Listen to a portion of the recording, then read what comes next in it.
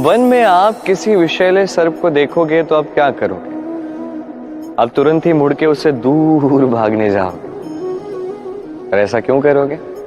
स्वयं की रक्षा के लिए। चलो ये बात तो मैं मान गया, किंतु जीवन में ये क्यों नहीं करते? अब जहां भी जाते हैं, जिस भी स्थान पे जाते हैं, हर एक स्थान पर, हर एक समय पर ऐसे विषैले सर्प होते ही हैं। ये वो सर्प नहीं जो आपको वन में मिलते हैं, ये वो सर्प हैं जो आपको पाप करने के लिए प्रेरित करते हैं, जो आपके भीतर की वासना, क्रोध, अहंकार, लोभ, ईर्ष्या, ये सब कुछ बढ़ाते हैं।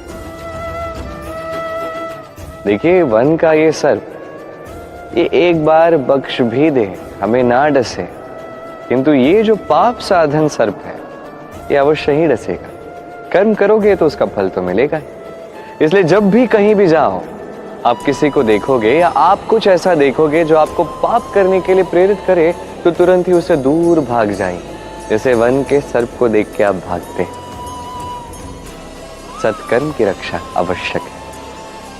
आइए मेरे साथ प्रेम से कहें, राधे राधे। मनुष्य जीवन में सबसे अधिक महत्वपूर्ण है मन की एकाग्रता।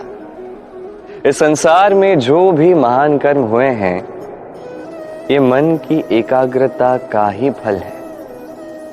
आपने कभी देखा होगा, अनेक छोटी बड़ी नदियां बहती हैं, इनके सामने एक बांध बनाया जाता है इन सब का संचय करने के लिए। बांध बन गया तो आवश्यकता के अनुसार या मन के अनुसार इसका उपयोग किया जा सकता है। अब ऐसा ही हमारे मन के साथ भी है। हमारे मन की एकाग्रता आज के समय में अनेक विकारों में, खेलों में, भोगों में बट चुकी है। इसे एकाग्र करना होगा, एक बांध बनाना होगा, कर्म का बांध। आपको करना केवल इतना है कि जो उचित कर्म है वही कीजिए, जो अनुचित कर्म है वो करने से स्वयं को रोकिए। बस यही कार्य आप करते जाइए, मन में एकाग्रता का बांध बन जाएगा। और एक बार ये बन गया तो अब जब चाहे, जहां चाहे, जितना चाहे एकाग्रता का उपयोग कर सकते हैं। और एक बार आप ये सीख गए तो इस संसार को बदलने वाले कार्य आप कर सकते हैं, इस समाज को सुधारने वाले कार्य आप कर सकते हैं। तो इस मन को साधिए और मेरे साथ प्रेम से कहिए, राधे राधे। हम सभी फल खाते हैं, किंतु हमें वही फल प्रिय होते हैं जो परिपक्व होते हैं, जो नम्र हो जाते हैं और भी अधिक मीठे स्वादिष्ट हो जाते हैं, जिनका रंग खिल उठता है। वैसे ही जीवन में हम अनेक मनुष्यों से मिलते हैं, किंतु वही मनुष्य हमारे मन को भाते हैं जो विनम्र होते हैं, जिनकी वाणी मीठी होती है, जिनके भीतर एक आत्मविश्वास का तेज, एक रंग सा दिखता है। अब ऐसा व्यक्ति हम कैसे बने? ठीक वैसे ही जैसे एक फल धूप, वर्षा, शीत, वायु, इन सभी संकटों का सामना करके परिपक्व होता है, वैसे ही मनुष्य संकटों का सामना करके परिपक्व होता है। इन संकटों का सामना करोगे तो अनुभव मिलता है, यही अनुभव सीख देता है। ये अनुभव हमें ये सिखा जाता है कि हमें विनम्र रहना चाहिए, अहंकार में कुछ नहीं रखा। हमें मीठी वाणी का मूल्य समझा जाता है, यही अनुभव हमें समझाता है कि उचित क्या है, अनुचित क्या है, हमें स्पष्टता दे जाता है। और इसी स्पष्टता से आत्मविश्वास जागता है। इसलिए जीवन में कभी भी संकटों से दूर ना भागे, उनका सामना करें, अनुभव प्राप्त करें, उनसे सीख प्राप्त करें, ऐसे ही आप परिपक्व हो। आइए मेरे साथ प्रेम से कहिए, राधे राधे। धन संचित किया जा सकता है और इसीलिए धन सबसे अधिक मूल्यवान संपत्ति नहीं है। वो आप कहेंगे कि मैं क्या कह रहा हूं, धन तो मूल्यवान है, हम सभी अर्जित करने में लगे हुए हैं। वो इसलिए क्योंकि आप नहीं जानते कि संसार की सबसे मूल्यवान संपत्ति क्या है। ये वो संपत्ति है जो कभी संचित नहीं की जा सकती। आपके पास जितना भी धन हो, उससे आप स्वास्थ्य पा सकते हैं, घर पा सकते हैं, आदि इत्यादि, किंतु जितने भी धनी आप क्यों न हो जाए, बीते हुए कल का एक क्षण पुनः नहीं पा सकते। ये एक क्षण, ये समय ये है संसार की सबसे मूल्यवान संपत्ति। एक बार चली गई तो पुनः कभी लौट कर नहीं आएगी। अब ये क्षण बीत क्यों ना जाए, इन स्मृतियों में हम पुनः उन्हें जी सकते हैं, उसका आनंद उठा सकते हैं, और जिसके साथ भी हमने समय व्यतीत किया उसकी स्मृतियों में भी हम सदैव जीवित रह सकते हैं। इसलिए समय सबसे मूल्यवान संपत्ति, इसे ऐसे ही व्यर्थ मत कीजिए। हर क्षण इसका उपयोग कीजिए, आनंद उठाइए और प्रेम के साथ कहिए राधे राधे। कनक कितना सुंदर शब्द है ना। इसके कई सारे रूप हैं, कई सारे अर्थ भी हैं। पहला अर्थ स्वर्ण अर्थात संपत्ति। दूसरा अर्थ धतूरा अर्थात पौधे का एक बीज जो अत्यंत मधुशाली होता है। यदि अधिक मात्रा में इसका उपयोग किया जाए तो ये विष का भी कार्य करता है। ये वही धतूरा है जिसका उपयोग महादेव की पूजा में किया जाता है। अब ये प्रश्न है कि स्वर्ण और धतूरा, इन दोनों में समानता क्या है? समानता ये है कि ये दोनों ही मनुष्य को मद देते हैं। धतूरा मनुष्य को मद तब देता है जब उसका सेवन किया जाए, किंतु स्वर्ण धन संपत्ति, मनुष्य इसे पा भी ले उतना ही पर्याप्त है। वो मनुष्य के सोचने समझने की शक्ति को वश में कर लेता है। मनुष्य धन के मद में चूर हो जाता है, क्योंकि जो जितना चमत्कारी है, जितना अमूल्य है, उसे संभालना भी तो उतना ही कठिन होगा। नहीं, स्मरण रखिएगा, धन, स्वर्ण, संपत्ति ये धतूरे से कहीं अधिक विषक्त हो सकते हैं। तो इन पे संयम का एक कवच बनाए रखिएगा और विवेक की शक्ति के साथ इसका उपयोग कीजिए, तभी कल्याण होगा।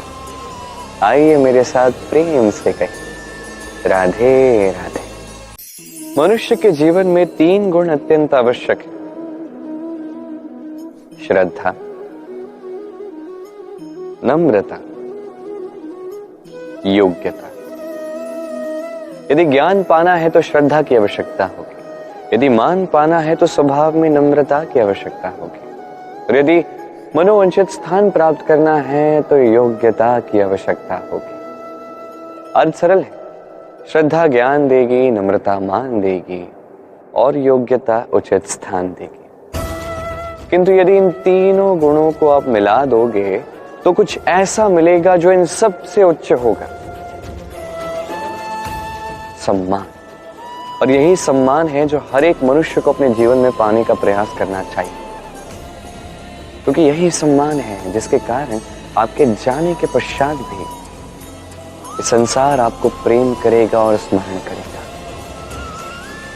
आइए मेरे साथ प्रेम से कहिए राधे राधे। जीवन में गति महत्वपूर्ण है, मति महत्वपूर्ण है और सबसे अधिक महत्वपूर्ण है संगति। एक ओस की बूंद, उसमें गति होती है। प्रकृति को उसे पाने की मति होती है, किंतु ये संगति होती है जो निर्धारित करती है कि ये ओस की बूंद सीप के मुख में गिरकर मोती बनेगी या एक विषैले सर्प के मुख में गिरकर विष बनेगी। अब देखिए, कचरा तो एक स्वर्णकार के दुकान पे भी होता है और कचरा किसी व्यापारी के दुकान पे भी होता है, किंतु कचरा जो स्वर्णकार के दुकान में होता है वो व्यापारी के दुकान के कचरे से अधिक मूल्यवान होता है, क्योंकि उसमें सोने के कणों की संगति होती है। इसलिए जीवन में इस संगति का विशेष ध्यान रखेंगे। जैसी संगति वैसे ही आप बनोगे। आइए मेरे साथ प्रेम से कहिए राधे राधे। संसार में सबसे अधिक कोमल वस्तु है रेशम। ये रेशम इतना अधिक कोमल होता है कि इसका पूरा का पूरा थान मात्र एक हाथ में समा जाता है। कभी सोचा है कि ये रेशम बनता कैसे? एक कीट की लार से रेशम बनता है। ये कीट उस रेशम को घुमाता जाता है, घुमाता जाता है, घुमाता जाता है और धीरे धीरे उसी में फंसता चला जाता है।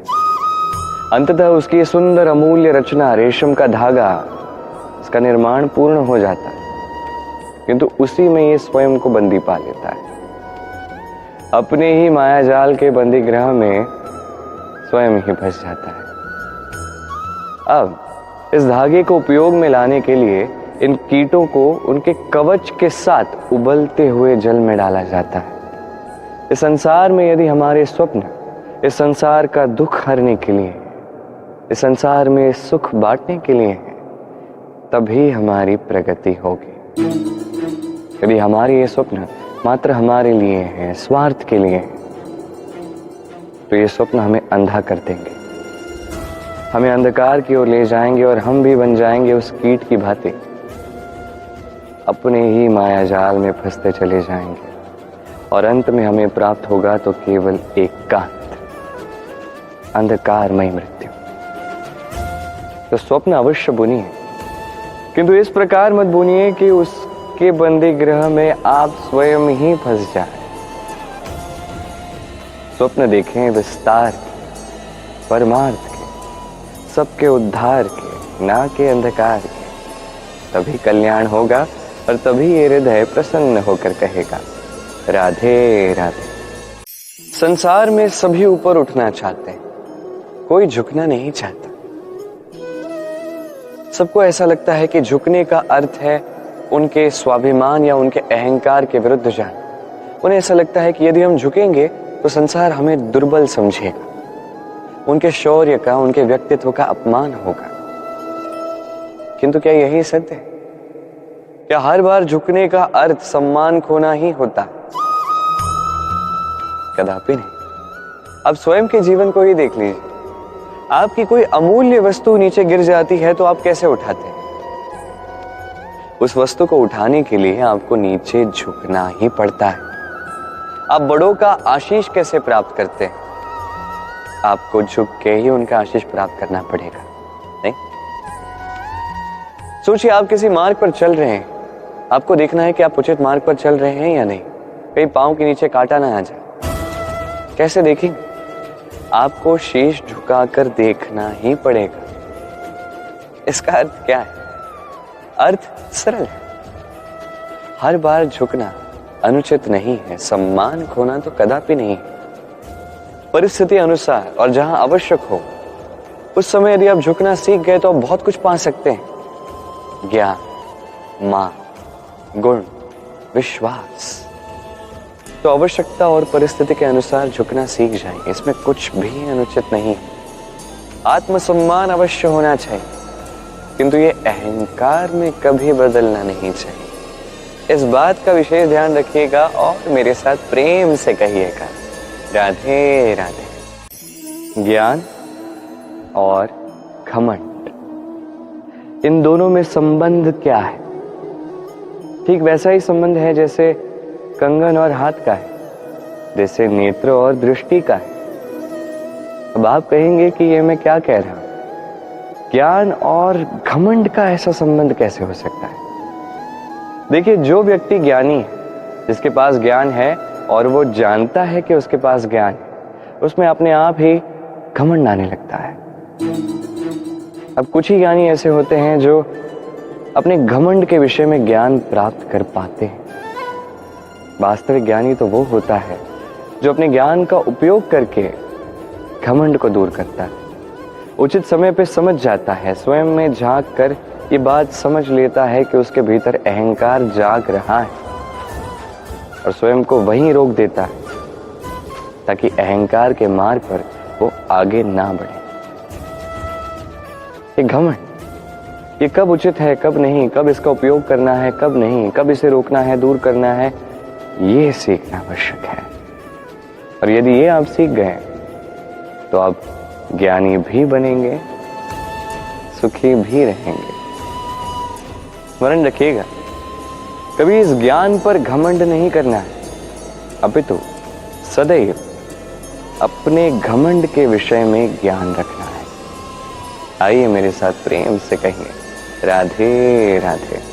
यदि मैं ठान लूं, मैं निश्चय कर लूं कि मैं एक मूर्ति बनाऊंगा, अब कुछ समय के लिए वो कार्य करूं, फिर कुछ समय के लिए रुक जाऊं, फिर कुछ समय के लिए वो कार्य करूं, फिर कुछ समय के लिए मैं रुक जाऊं, फिर कुछ समय के लिए कार्य करूं और फिर कहूं कि अब आलस आ रहा है, कुछ समय के लिए विश्राम कर लेता हूं। यदि इस प्रकार मैं कार्य करूंगा तो क्या ये कार्य उचित समय पर और उचित प्रकार से पूर्ण होगा?